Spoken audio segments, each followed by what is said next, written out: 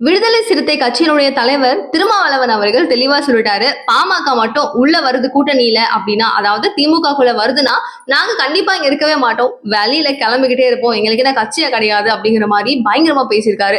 So இந்த ஒரு விஷயம் எல்லாருமே வியந்து பாக்குற மாதிரி, அப்போ நீங்களே ஒத்துக்கிட்டீங்களா கூட்டணியில பல பிரச்சனைகள் இருக்கா என்ன அப்படிங்கறதும் எல்லாருமே கொஞ்சம் வெளிப்படையாவே பேச ஆரம்பிச்சுட்டு இருக்காங்க. என்ன காரணம்? 2026 சட்டமன்ற தேர்தல் வரப்போது ரொம்ப கிட்டத்துல இருக்கு. ஒரு 10 மாத காலங்கள் தான் இதுக்கு இருக்கு. அப்படிங்கும் போது ஆளாளுக்கு அவங்களுடைய எஃபெக்டிவான வேலைகளை பார்க்க ஆரம்பிச்சுட்டாங்க.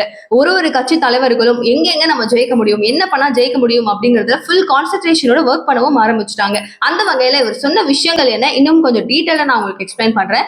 சோ ஒரு பிரைவேட் சேனலுக்கு இவர் வந்து இன்டர்வியூ கொடுக்குறாரு. சோ அதுல வந்து பல கேள்விகள் அவர்கிட்ட கேட்கப்படுது. எப்படிங்க என்னங்க அப்படின்னு சொல்லிட்டு அவருடைய கொள்கைகளும் கோட்பாடுகளும் எக்ஸ்பிளைன் பண்றாரு.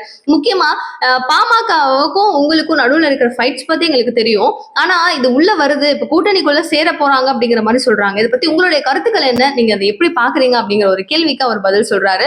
அதுக்கு முன்னாடி நான் உங்களுக்கு ஒரு குட்டி ஹிண்ட் சொல்லிடுறேன்.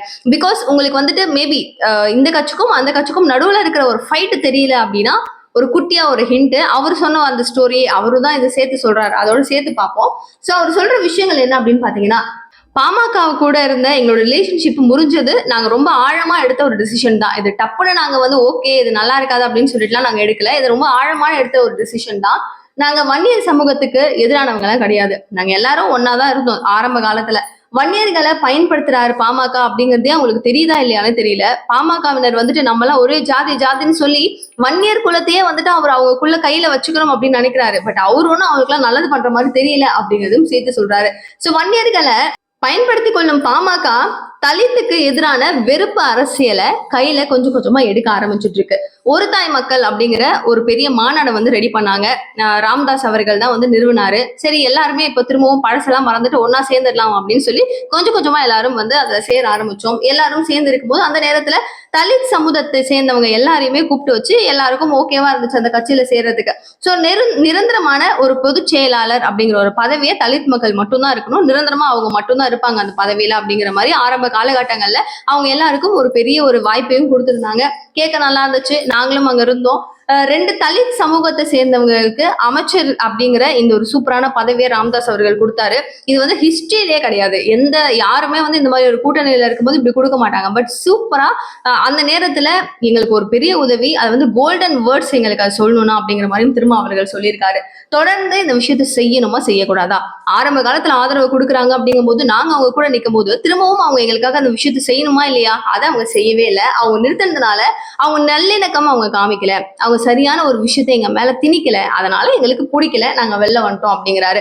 அண்ட் ராம்தாஸ்க்கு வந்துட்டு சங்கடம் இருக்காமே திமுகவுல வர்றதுக்கு, அவர் ஒரு மாதிரி ஃபீல் பண்றாராமே, இல்லைன்னா அவர் வந்துருவாரு நீங்க இருக்கீங்கன்னா ஒரு மாதிரி ஃபீல் பண்றாராமே அப்படின்னு சொல்லிட்டு திருமா கிட்ட இந்த கேள்வியை கேட்கப்படுது. ஓகேவா, இப்போ ராம்தாஸுக்கும் அன்புமணிக்கும் எந்த அளவுக்கு முட்டிக்குதுன்னு தெரியும். அண்ட் நடுவுல இதுக்கு எல்லாத்துக்கும் முன்னாடி தலித் சமூகத்தை சார்ந்தவங்க எல்லாரையுமே வந்துட்டு ஒரு குடும்பத்தோட சேர்ந்து அந்த நிறைய வந்து வீடுகள் இருக்கு, குடிசைகள் இருக்கு அப்படின்லாம் பார்க்காம கூட எரிச்சாங்க, அவங்க எங்களுக்கு நிறைய துரோகங்கள் பண்ணியிருக்காங்கிற மாதிரி இவங்க சொன்னாங்க இல்லையா.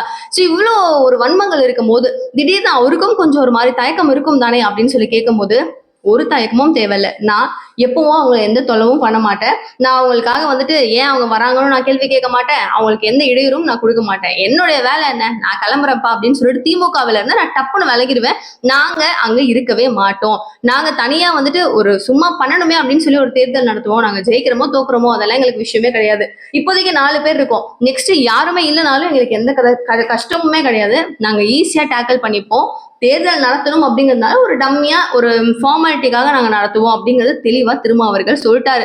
So finally what is solution அப்படின்னு கேட்டீங்கன்னா, திமுகவுல விசிகா மட்டும்தான் இருக்கும். பாமக உள்ள வந்துச்சுன்னா முக்கியமா கூட்டணியில அப்படிங்கும் போது திமுகவுக்கு பெரிய பலம் வந்து விடுதலை சிறுத்தை கட்சி. அவங்க இல்லை அப்படின்னா திமுகவுக்கு ஒரு பெரிய டிராபேக். பாமக உள்ள வந்துச்சு அப்படின்னா இவங்க போயிடுவேன்னு சொல்றதுனால மேக்ஸ் டு மேக்ஸ் பாமக உள்ள போறதுக்கு சான்சஸ் இல்லை. ஸோ நீங்க என்ன நினைக்கிறீங்க அப்படிங்கிற உங்களுடைய கருத்துக்கள் வரவேற்கத்தக்கது. நிகழ்கால நிகழ்வுகள் ஒன்று கூட நீங்க தெரிஞ்சுக்கிறதுக்கு சேனலை சப்ஸ்கிரைப் பண்ணிக்கோங்க. தேங்க்யூ சோ மச் ஃபார் வாட்சிங் திஸ் வீடியோ. பாய்.